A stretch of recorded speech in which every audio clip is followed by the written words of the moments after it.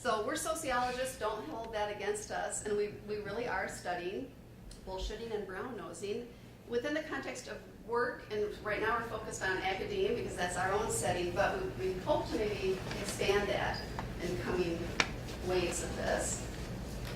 The research questions that we've been guided by include what is the nature of bullshitting and brown-nosing as forms of interaction that take place at work, what kinds of relations are constituted through these communicative strategies, and what are the uses of them within work organizations. Also, under what conditions do common patterns of communication change? So, what we've been doing, we're in the process of gathering more data, but this is the demographics of the data we've gathered so far. We're doing it through an open-ended survey. We're using grounded theory, which has already been alluded to, so content analysis is our main method. Most of the data we've gathered so far are from students at a couple of different universities in the Midwest, but we're increasingly gathering data from faculty members and administrators. So let's see, we'll go ahead. I don't swear that often, so part of the appeal of this is I get to say bullshitting, and yeah, people think it's out of character for me. Anyway, we've asked our respondents to, in their own words, define what they think bullshitting is and what they think brown-nosing is, and then also to give us a scenario when they've seen that in action in some way. So if you want to just go through all of them quickly. So in terms of the definitions, really it seems like our respondents are saying, well, bullshitting is lying, but not with a capital L. It's more playful, it's used for a purpose, which then kind of gets to our themes. So the most common themes is that people use bullshit to be sociable with one another. In our field, George Zimmel talked a lot about sociability, and so, connecting people together.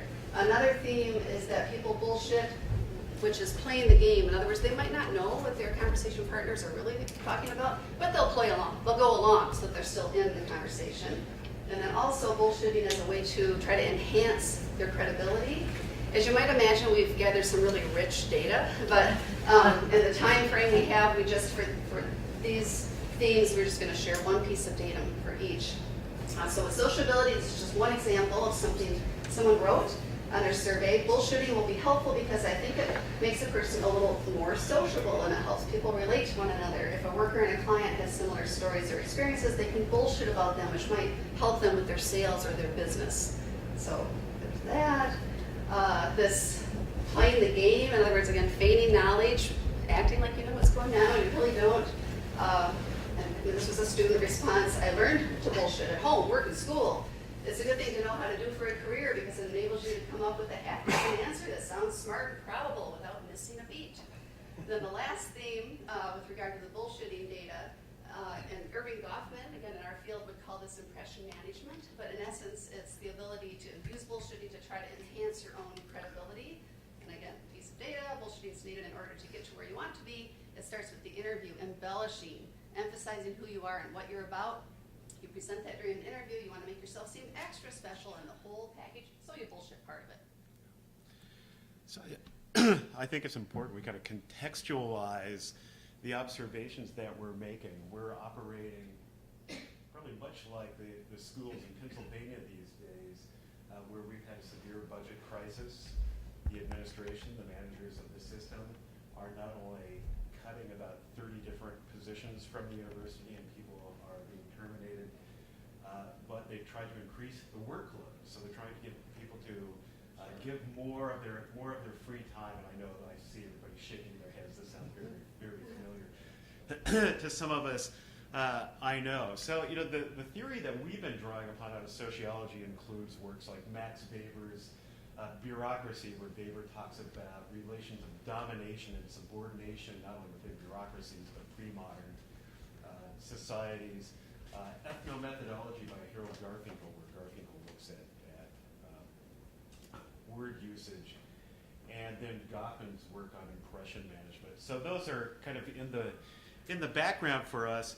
And as we were going over the data, I mean, it really struck us that within this system where very contentious actions are taking place between essentially management and labor, that we find people on both sides, that is in different organizational locations, engaged in what we refer to as boundary work. And this is kind of a time-tested concept in sociology in a lot of different substantive areas.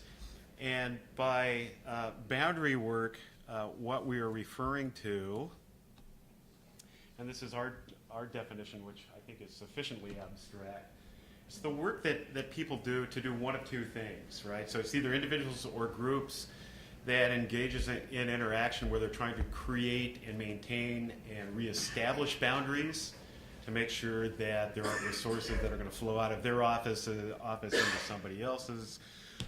Or there are people that are trying to transcend or mitigate those boundaries.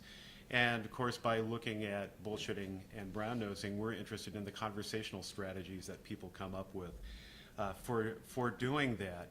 So as we were kind of thinking about the boundary work that people do, we kind of came up with the somewhat awkward names defensive boundary work, by which we mean it's the kind of boundary work that people do when they're trying to protect the resources. And here I'm thinking about, as we're trying to squeeze travel money out of our dean, and our dean is going, no, I'm sorry, that's not going to happen. Or people being asked to put in more time at work, and we're under a union contract where we can formally say, nope, don't have to do that, and that is significant. But it struck us that bullshitting really is kind of interactional foreplay a lot of times for bad news that seems to follow. And this is interesting because as we were actually observing administrators and faculty, you could see the looks on people's faces to read that they had just received bad news, and oftentimes the story you would get is, well, we really didn't see that coming because the interaction was so amiable to begin with. And so bullshitting, we would say, well, it's defensive, it's used for purposes of defense, right? Not letting any resources flow out of administration within our context. And obviously there are less amiable forms that this comes in: ridicule, degradation ceremonies, as Harold Garfinkel talked about them, and threats. And so those were significant, and again, we're kind of still in the preliminary phase here. We have 550 faculty on our campus, and we're still waiting to hear back from them. So let me shift to another form of communication, brown-nosing. And when we asked our students, tell us about brown-nosing, what does that mean to you?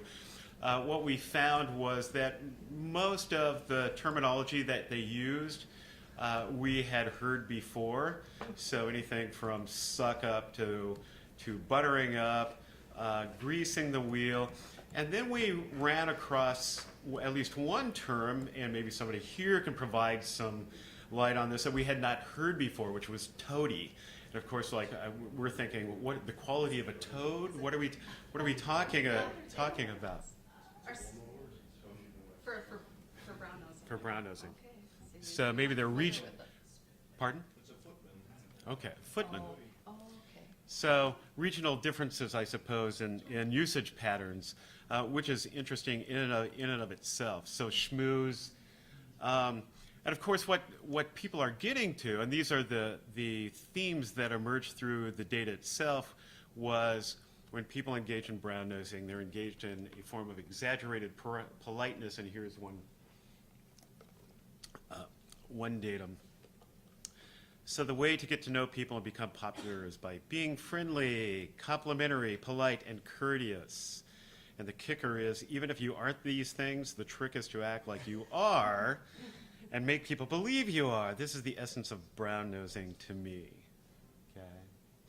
Now, there was another piece of datum that we received that I think really gets to the point, and this is was kind of the modal category when our students and other people were explaining to us the dynamic of brown nosing. To me, brown nosing means sucking up to an authority type figure like your supervisor at work or your teacher.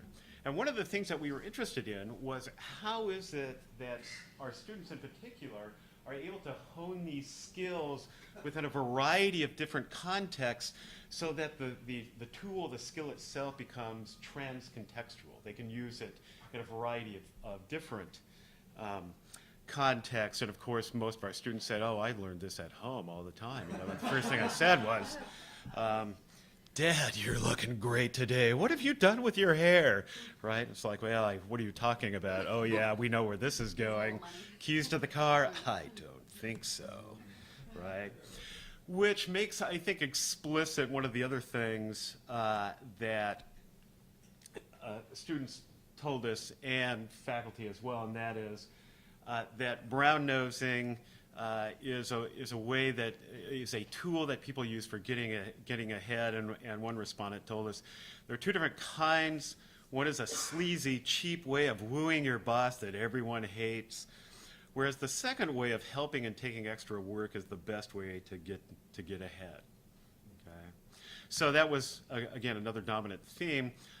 And as we tried to think through all the data that we were reading, there was kind of defensive boundary work that we've mentioned where people are trying to essentially seal off access to resources. And then there's, and again, this is somewhat awkward, but offensive boundary work where people are trying to soften the formal boundaries through using this conversational strategy so that requests can be more easily granted, so that resources will flow. And that kind of came in two different forms. The interesting thing was, we didn't necessarily anticipate that we would find administrators, management admitting to us, oh yes, we do this all the time when we run out of resources that we can use as rewards, or we can't formally punish people. The work contract takes care of that. Then what do we engage in? And we refer to this as sucking down. Okay. So let me get back to the data here. One of the professors at our university said, I feel that my promotions and merit were constantly threatened when I said no. So this is kind of offensive work boundary work that's taking place on the part of management, who is trying to expand the boundaries on the time that people spend at work. We also thought that it was fairly significant, as I mentioned, that management also, in relations of power dependence, where they are not able to ply out of workers the resources that they need to make the organization run smoothly, engage in very formal strategies, and we just referred to this sucking down. And one professor told us, I get this myself all the time. It is a way to manipulate me into doing service projects by telling me I am so much better than everyone else, right?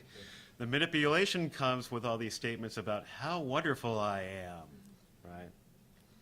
So, yeah, of course, the footnote here was we were thinking, well, the lesson from our student is you need to really downplay. You need to make sure that the sucking down isn't effusive so that it's not as noticeable, right? Maybe that would make it more palatable.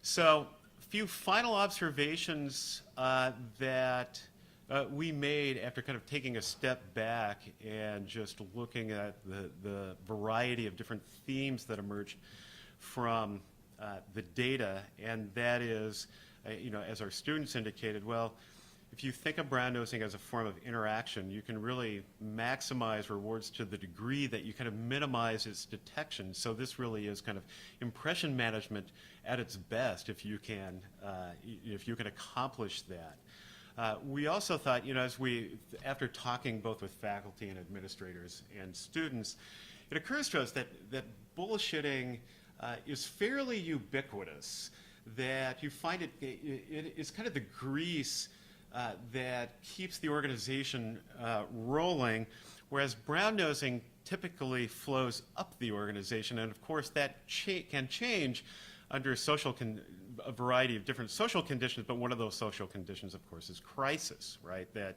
if you find you're working within an organization that is resource-starved, that may change behavior, communicative behavior on the part of those that are in the upper echelons within the organization itself.